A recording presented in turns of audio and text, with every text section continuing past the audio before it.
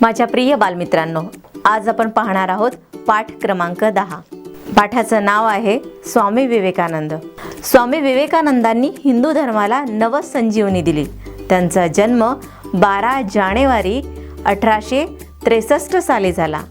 त्यांचे बालपणीचे नाव नरेंद्र होते. त्यांच्या वडिलांचे नाव विश्वनाथ दत्त तर आईचे नाव भुवनेश्वरी होते. नरेंद्र फार हुशार होते, एकपाठी होते.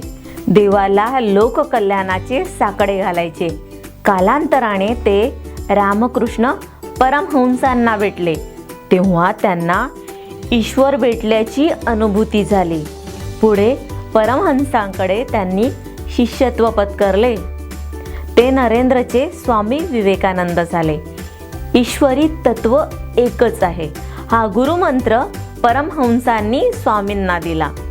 स्वामींनी गुरुमंत्र घेऊन जगभर प्रवास केला, प्रसार केला. 1886 साली रामकृष्ण परमहंसांनी समाधी घेतली.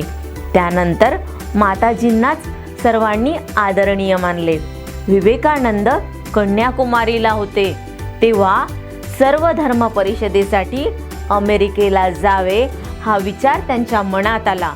मग माताजींची परवानगी आवश्यक होती म्हणून ते माताजींना भेटले. अमेरिकेचा विचार सांगितला. तेव्हा त्यांनी स्वामींना सुरी आणायला सांगितली. स्वामींनी सुरी आणली, माताजींना दिली. त्यांनी ती पात्याकडून धरताच विवेकानंद हळहळले. नंतर मूठ हातात दिली. त्यावर माताजी हसल्या. विवेकानंदांचा भावव्याकुळ स्वभाव पाहिला. त्यांच्या हळव्या संवेदनशील स्वभावाचे कौतुक केले. नंतर तू या स्वभावाने जग जिंकशील असा आशीर्वाद दिला आणि स्वामींना अमेरिकेसाठी परवानगी दिली. 11 सप्टेंबर 1893 प्रसंग आहे. विवेकानंद शिकागोला गेले. तेथे जागतिक सर्वधर्म परिषदेत भारताचे प्रतिनिधित्व केले. तेव्हा भाषणात ते म्हणाले, अमेरिकेतील माझ्या बंधू आणि भगिनींनो, या शब्दांनी सर्व भारावून गेले. विवेकानंदांनी जगभर प्रवास केला, ठिकठिकाणी भाषणे दिली. लोक स्वामींच्या भाषणाने आकर्षित झाले. त्यांच्या विचारांनी लोकांच्या मनात स्वामींविषयी नितांत आदर वाढला. त्यांनी धर्मप्रचारार्थ खूप परिश्रम घेतले. त्यामुळे ते आजारी पडले आणि त्यावेळी त्यांचे वय 40 वर्ष होते.